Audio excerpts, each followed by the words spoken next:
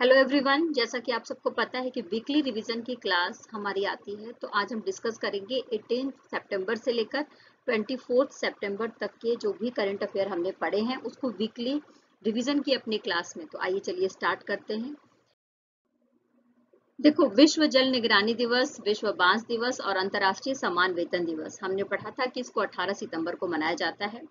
इसके बाद नेक्स्ट है द्रमुक। द्रमुक का फुल फॉर्म क्या है? तो द्रविड़ मुनेत्र कड़गम। हम सबको अच्छे से पता है कि तमिलनाडु में द्रमुक की सरकार है। तो यहाँ पर एक द्रविड़ नेता थे जिनका नाम था CN अन्नादुरै। ठीक है, तो जब इनकी जयंती मनाई गई तो वहां पर एक स्कीम को लॉन्च किया गया है। उस स्कीम का नाम पूछा जा रहा है।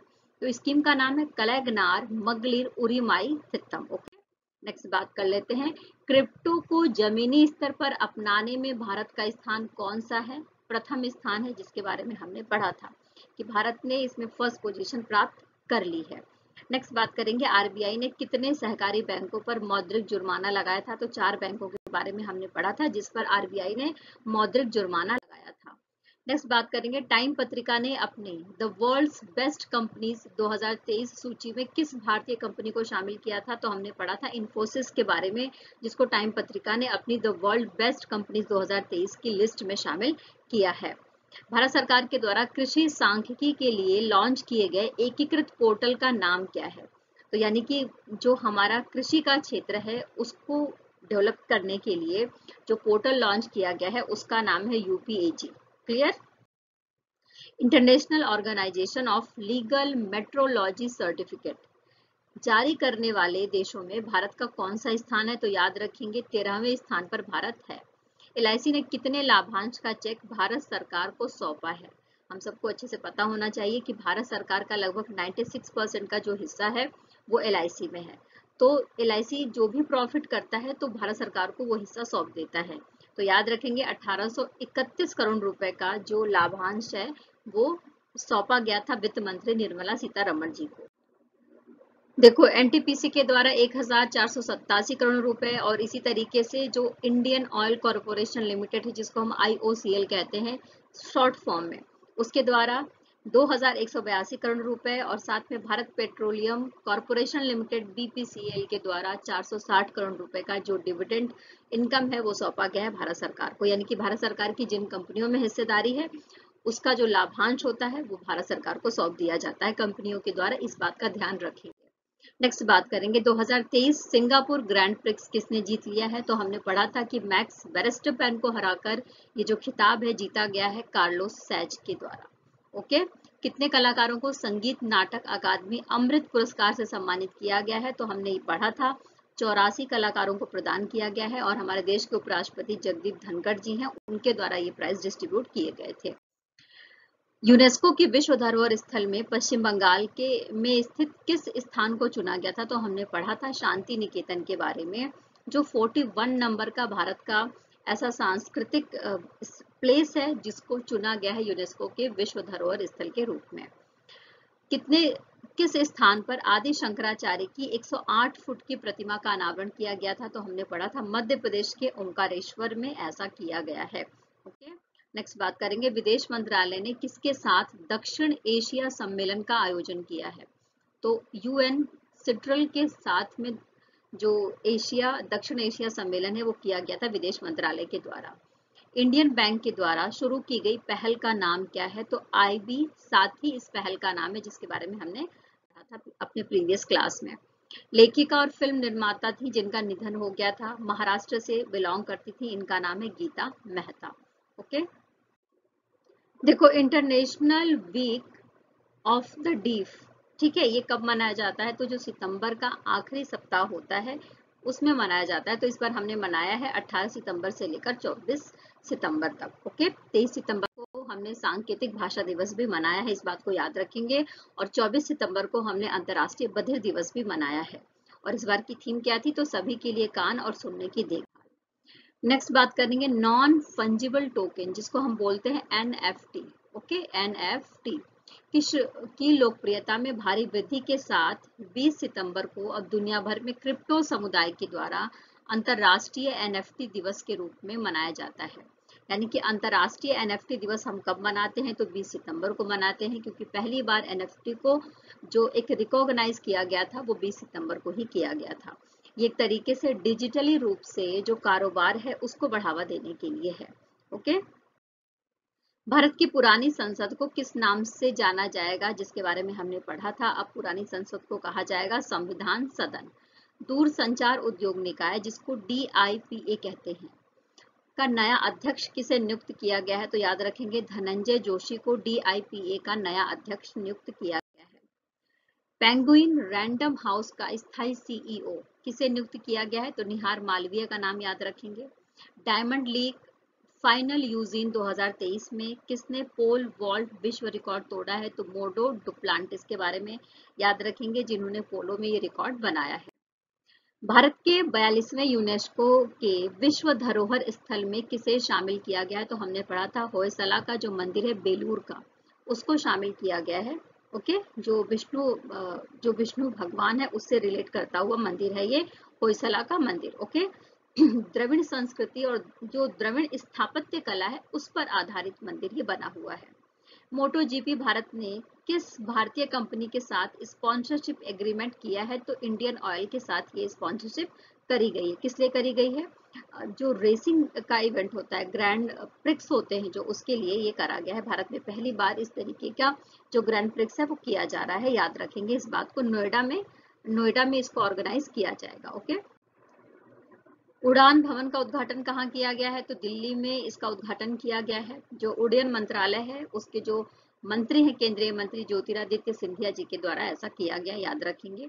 नई संसद में पहले सत्र के दौरान लोकसभा में महिलाओं के लिए आरक्षण संबंधी जो कानून पेश हुआ है वो किसके द्वारा करा गया है, तो हमारे देश के कानून मंत्री हैं अर्जुन राम मेघवाल जी, उनके द्वारा ये पेश किया गया था, याद रखेंगे, जो पारित भी हो गया है लोकसभा में। केंद्र शासित प्रदेश जम्मू और कश्मीर ने उधमपुर रेलवे स्टेशन का नाम बदलकर क्या रख दिया है, तो कैप्टन तुषार महाजन रेलवे स्टेशन इसका नाम पड़ गया है। मुख्यमंत्री श्रमिक कल्याण योजना कहां पर स्टार्ट की गई है, तो अरुणाचल प्रदेश में इसको स्टार्ट किया गया है, जिसमें श्रमिकों के कल्याण के लिए काम किया जाएगा अरुणाचल प्रदेश की सरकार के द्वारा। अरुणाचल प्रदेश के मुख्यमंत्री कौन है, तो पेमा खांडू जी हैं, नाम याद रखेंगे। झींगा किसान कॉन्क्लेव 2023 के दूसरे संस्करण का आयोजन कहां पर किया गया है, तो गुजरात के नवासारी में, जो गुजरात का कृषि विश्वविद्यालय है नवासारी, वहां पर इसको स्टार्ट किया गया था। GI टैग प्राप्त पारंपरिक मिठाई जिसका नाम है अत्रेयापुरम पुथारेकुला किस राज्य से संबंधित है, तो यह आंध्र प्रदेश से संबंधित है। साथ में ही चावल और गुड़ से बनाई गई ये मिठाई है, और पारंपरिक रूप से जो अत्रेयापुरम गांव है यहाँ पर ये बनाया जाता है। 21 सितंबर को विश्व भर में अंतर्राष्ट्रीय शांति दिवस मनाया जाता है। इस बार की थीम क्या थी, तो शांति के लिए कार्य, वैश्विक लक्ष्यों के लिए हमारी महत्वाकांक्षा, इस थीम के साथ विश्व शांति दिवस मनाया गया है। विश्व अल्जाइमर दिवस 21 सितंबर को मनाया जाता है, और इस बार की थीम थी never too early never too late. Okay. Brazil के रियो डी जनेरियो में आयोजित ISSF विश्व कप 2023 में महिलाओं की 10 मीटर एयर राइफल स्पर्धा में किसको स्वर्ण पदक प्राप्त हुआ है, तो नाम याद रखेंगे एला वेनिल वालारिवन। ओके। 10 मीटर जो एयर राइफल स्पर्धा हुई थी उसमें इन्होंने गोल्ड मेडल जीता है। D9 स्पोर्ट्स किसके द्वारा लॉन्च किया गया है, तो ये एक स्पोर्ट्स के क्षेत्र में एक कंपनी खोली गई है दीपक चाहर के द्वारा। दीपक चाहर कौन है, तो भारतीय क्रिकेटर हैं। ओके। इन्होंने जो स्पोर्ट्स बिजनेस है उसमें कदम रखा है, और इनकी कंपनी का नाम है D9। ओके। पीपुल्स G20 नामक ई बुक किसके द्वारा पेश की गई है, तो अपूर्व चंद्रा के द्वारा पेश की गई है। इस बुक में ये ई बुक है, इसमें G20 का जो इवेंट हुआ था, राष्ट्राध्यक्ष आए थे 9 और 10 सितंबर को, उसके बारे में है। जो भारत में समिट हुई है अलग अलग जगहों पर उसके बारे में है, और भारत के लोग किस तरीके से G20 से जुड़े हुए हैं इन सब विषयों के बारे में है। इस बुक को अगर आप देखेंगे तो इसमें 3 पार्ट दिए गए हैं। पश्चिमी तट पर तटीय सुरक्षा ड्रिल जिसका नाम है ऑपरेशन सजग, इसका आयोजन कहां पर किया गया है, तो ऑपरेशन सजग के लिए याद रखेंगे कि ये भारतीय तट रक्षक बल के द्वारा किया जाता है, और भारत का जो पश्चिमी तट है वहां पर किया गया है। देखो, IREDA और बैंक ऑफ महाराष्ट्र ने किस क्षेत्र में साझेदारी करी है? तो नवीकरणीय ऊर्जा के क्षेत्र में साझेदारी करी है, क्योंकि भारत सरकार का मोटिव है कि 2047 तक भारत में बिल्कुल नेट जीरो कार्बन का उत्सर्जन हो, तो इस उद्देश्य से ऐसा किया गया है। बीमा कंपनी जिसका नाम है इक्को, इसके द्वारा नया स्वास्थ्य बीमा उत्पाद पेश किया गया है, इसका नाम पूछा जा रहा है, तो इक्को प्लेटिनम स्वास्थ्य योजना। ओके। गोवा में गृहिणियों को सशक्त बनाने के लिए कौन सी योजना शुरू करी गई है? अच्छा, गोवा के मुख्यमंत्री कौन है? तो प्रमोद सावंत जी हैं, जिनके द्वारा गृह आधार योजना और चावत ए बाजार योजना शुरू करा गया है। चावत ए बाजार योजना ऐसी योजना है जिसका स्विगी से टाई अप है, और जो महिलाएं हैं उनको स्किल डेवलपमेंट किया जाएगा उनका, कि वो किस तरीके से अपने खाने के सामान की पैकेजिंग कर सकती हैं, कैसे मार्केटिंग कर सकती हैं, डिजिटली कैसे यूज कर सकती हैं, इन सब बातों को ध्यान में रखकर ऐसा किया गया है। भारत सरकार के किसान ऋण पोर्टल, घर घर केसीसी अभियान और मौसम सूचना नेटवर्क डेटा सिस्टम, जिसको विंड्स कहा जाता है, इस पहल का उद्देश्य क्या है? तो कृषि में क्रांति लाना इस पहल का उद्देश्य है। केंद्र सरकार द्वारा राष्ट्रीय कौशल विकास निगम और इंडस इंड बैंक के साथ शुरू की गई पहल का नाम पूछा जा रहा है, तो स्किल्स ऑन व्हील्स। याद रखेंगे, स्किल्स ऑन व्हील्स। इस पहल की शुरुआत करी गई है, जिसमें युवाओं के स्किल्स को डेवलपमेंट करने का काम किया जाएगा, जिससे कि उनको आराम से नौकरी मिल सके। आईसीसी विश्व कप 2023 के लिए टीम इंडिया की जर्सी किसके द्वारा जारी करी गई है? तो याद रखेंगे एडिडास के द्वारा, क्योंकि अभी आपको पता ही होगा कि जो वनडे वर्ल्ड कप है वो स्टार्ट होने वाला है। ओके। नेक्स्ट बात करेंगे नुआखाई जो उत्सव है वो कहाँ पर मनाया जाता है? गणेश चतुर्थी के अगले दिन मनाया जाता है। तो याद रखेंगे जो उड़ीसा है और भारत का झारखंड है, वहां पर ये जो नुआखाई उत्सव है ये मनाया जाता है। चावल की जब नई फसल आ जाती है और उसकी कटाई करी जाती है, तो इसको एक उत्सव के रूप में मनाया जाता है। 22 सितंबर को राइनो की देखरेख, सुरक्षा और संरक्षण में जागरूकता फैलाने के लिए वर्ल्ड राइनो डे मनाते हैं। अब देखो, विश्व कार मुक्त दिवस भी 22 सितंबर को मनाया जाता है, और कैंसर रोगियों के कल्याण के लिए 22 सितंबर को ही विश्व गुलाब दिवस मनाया जाता है। विश्व गुलाब दिवस का नाम सुनकर आप ये मत सोचिएगा कि ये गुलाब के लिए मनाया जाता है। याद रखिएगा कि कैंसर रोगी जो होते हैं उनके कल्याण के लिए मनाया जाता है। बोरलॉग फील्ड अवार्ड 2023 किसे प्रदान किया गया है? तो याद रखेंगे उड़िया वैज्ञानिक है स्वाति नायक, इनको प्रदान किया जाएगा। बोरलॉग फील्ड अवार्ड जो नॉर्मन बोरलॉग थे, जो कृषि वैज्ञानिक थे, उनकी याद में दिया जाता है, और इनको नोबेल पुरस्कार भी मिल चुका था। 5 अक्टूबर से शुरू होने वाले पुरुष क्रिकेट विश्व कप के लिए आधिकारिक गान क्या है? तो यह है दिल जश्न बोले। Okay. Uttar Pradesh international trade show का उद्घाटन कहां पर किया गया है? तो ग्रेटर नोएडा में किया गया है। प्रधानमंत्री नरेंद्र मोदी के द्वारा उत्तर प्रदेश में कितने अटल आवासीय विद्यालयों का उद्घाटन किया गया है? 16। याद रखेंगे। चौथी G20 अंतर्राष्ट्रीय इंफ्रास्ट्रक्चर वर्किंग ग्रुप की बैठक कहां पर हुई है? तो देखो, जितने भी टॉपिक थे G20 के, जितने भी विषय थे, उस पर 4-4 बैठकें होनी थी, तो उसमें मध्य प्रदेश के खजुराहो में चौथी बैठक हुई है। इंडियन ग्लोबल फोरम और वर्ल्ड गवर्नमेंट समिट ने किस लिए समझौता ज्ञापन पर हस्ताक्षर करा है? तो याद रखेंगे उभरती अर्थव्यवस्था कार्यक्रम स्थापित करने के लिए। जैसा कि भारत सरकार का मोटिव ये है कि 5वीं अर्थव्यवस्था से भारत सरकार तीसरी अर्थव्यवस्था बन जाए पूरी दुनिया में, तो इस मोटिव को प्राप्त करने के लिए ही ऐसा किया गया है। याद रखेंगे। लोकसभा के द्वारा संविधान के कौन से संशोधन विधेयक के द्वारा नारी शक्ति वंदन अधिनियम, देखो पहले तो इस विधेयक का नाम याद रख लेना, नारी शक्ति वंदन अधिनियम 21 सितंबर को पारित किया गया है। इसे 454 वोट इसके फेवर में थे और सिर्फ 2 वोट इसके अगेंस्ट पड़े थे। ठीक है, तो ये संशोधन है 128वां। ओके।